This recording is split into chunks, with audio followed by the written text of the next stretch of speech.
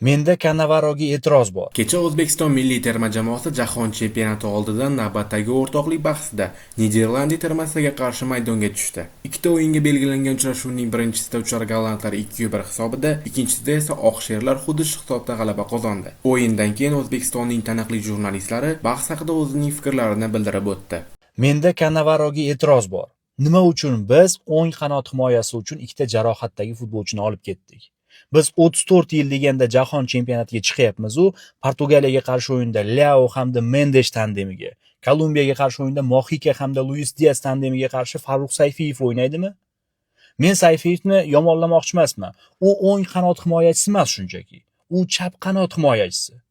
O'ng qanot uchun olib ketilgan Behruz Karimov hamda Hojiakbar Alijonov jarohatda ekan. Behruz ancha tuzalib qoldi, lekin o'ynatilmayapti nimagadir. Hojiakbar Alijonov xo'p, asosiy himoyachi, lekin u ham jarohatda. Tiklanar deymiz, lekin nega o'rtoqlik o'yinlarida o'ynamayapti? Oxirgi marta may oyining boshida 3-may kuni Superligada o'ynagan o'yinchini 1,5 oydan keyin hech qanaqa rasmiy o'yinsiz jahon chempionatiga tashlash qanchalik to'g'ri?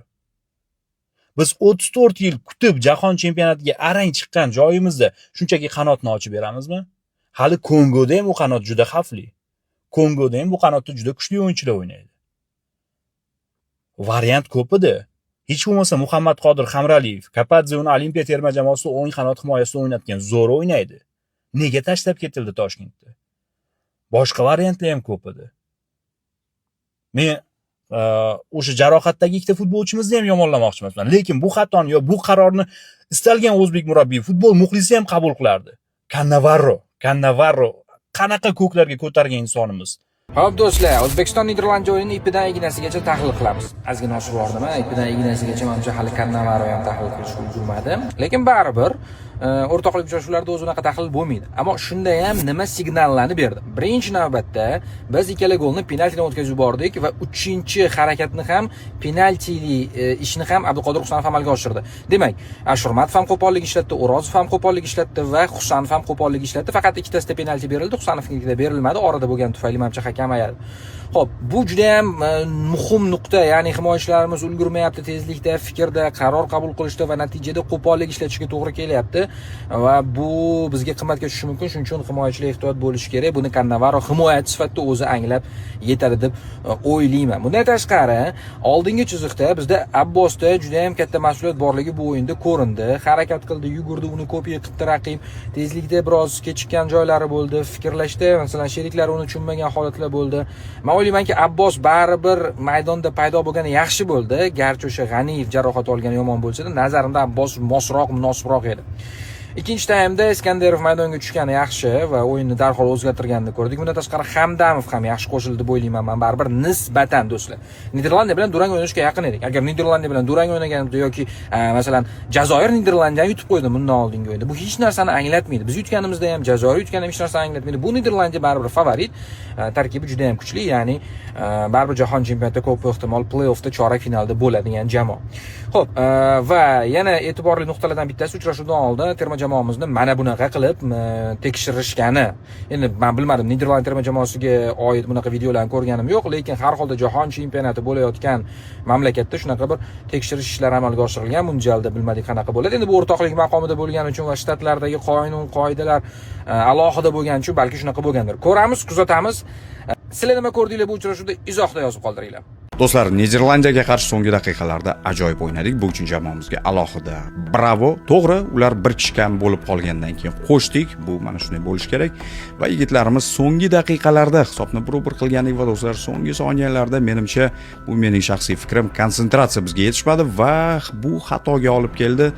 Gakpo ikkinchi golni kiritib jamoasining g'alabasini ta'minladi.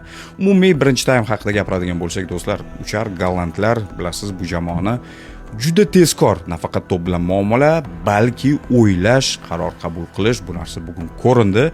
Lekin bizning jamoamizda ham ajoyib o'sha kombinatsiyalar, bog'lamlarni ko'rdik, ayniqsa ikkinchi taymda. Zaxiradan maydonga tushgan futbolchilar, shu jumladan Igor Sergeyevni gol bilan tabriklaymiz. Bu nafaqat Igorga, balki butun jamoamizga oldimizda o'ta jiddiy raqiblarga qarshi o'yinlarimiz turibdi. Mana shu o'yinlarda kayfiyat ulashadi deb o'ylayman, chunki do'stlar bu yog'i bo'ldi. 30 daqiqalik o'yinimiz bor Niderlandiyaga qarshi. Yopiq eshiklar ortida o'tadi va bizda haqiqiy mundial boshlanadi. Endi do'stlar, bu yog'iga oson raqiblar yo'q. Bu mundialga esa eng yaxshi jamoalar, eng yaxshi 48 ta jamoa yo'l olgan. Shu sababli o'yinimiz bugun ko'rsata oldi yigitlar, do'stlar, ko'rsata oldi. To'g'ri, oxirigacha yetib bormagandir, qayerdadir konsentratsiya, qayerdadir pasning kuchi yetmadi, lekin umumiy kartinadan kelib chiqadigan bo'lsak, bizning yigitlarimiz ajoyib o'yin ko'rsata oladi. Buning uchun yana ozgina ishlash kerak va mana shu ozgina vaqt bizda juda ham kam. Oldinda bilasiz, Kolumbiyaga qarshi juda jiddiy og'ir vaznli Lotin Amerikasi jamoasiga qarshi o'yin va umid qilamanki, to'g'risi hali internetga kirishga ulgurmadim. Biz o'yinni jarohatlarsiz yakunladik. Albatta, yigitlarning kayfiyatiga ta'sir qiladi o'sha konsentratsiya biroz kamayishidan kelib chiqqan o'sha jarima maydonchasi ichidagi xato va penalti va kiritilgan gol. O'tkir Yusupovdan seyv ko'rdik, ajoyib seyv qildi o'sha penaltigacha bo'lgan vaziyatda va do'stlar, bu yerda aynan o'sha vaziyatgacha hattoki Husanovdan ham ajoyib qutqaruvni ko'rdik va o'yin oxirida esa hisob 2-1. Terma jamoamizga va futbolchilarimizga omad tilaymiz. Oldinda jiddiy o'yinlar, mana shu o'yinlarga yaxshi kayfiyatda, yaxshi tayyorgarlik bilan yetib borishlarini va o'zlari istayotgan futbolni ko'rsatishlarini tilab qolamiz. O'zbekiston va Gollandiya o'rtasidagi o'rtoqlik uchrashuvi yakuniga yetdi. 2-1 hisobida mag'lubiyatga uchradik. Men anchagina yirik hisobda mag'lub bo'lsak kerak deb o'ylagan edim, lekin bir baxya qoldi durang o'ynashimizga. Yigitlarimiz Kanadaga qarshi uchrashuvga nisbatan yaxshiroq o'ynashdi mening nazarimda. Ayniqsa ikkinchi taymda ko'proq to'pni nazorat qildik, ishonch bilan o'ynadik, bir qancha vaziyatlar yaratdik, hattoki raqibni qizil kartochka olishga majbur qildik, gol ham urdik, o'yindan urdik. Gollandiya esa ikkala golni ham penaltidan urdi. Mana shu jihat ham alohida e'tiborga molik va Gollandiya ma'lumot o'rnida dunyoning eng kuchli jamoalaridan biri, FIFA reytingida 5-o'rinda turadi va mana shu jamoaga qarshi menimcha munosib qarshilik ko'rsata oldik. Albatta, ayrim kamchiliklar ham bor. Murabbiylar, futbolchilarning o'zlari ham bu jihatlar ustida ishlashadi nazarimda. Lekin o'sish bor va yigitlarimizga omad tilaymiz. Olg'a O'zbekiston. Uchrashuv yakunlandi, oxirgi daqiqalar yondi. Dastlab bizda vaziyat bo'ldi. Himoyachi jarima maydonchasi tashqarisida qo'l bilan o'ynagani uchun qizil kartochka berdi hakam. Shundan so'ng O'zbekiston hujumga tashlandi, gol urib oldi Igor Sergeyev. Vaziyatdan foydalandi. Ammo oxirgi sekundlarda 5 daqiqa qo'shilgan edi. 6-daqiqada baribir Niderlandiya hujumga e'tibor qaratib g'alaba golini urib ketdi penaltidan. Ikkita penalti va mag'lubiyat.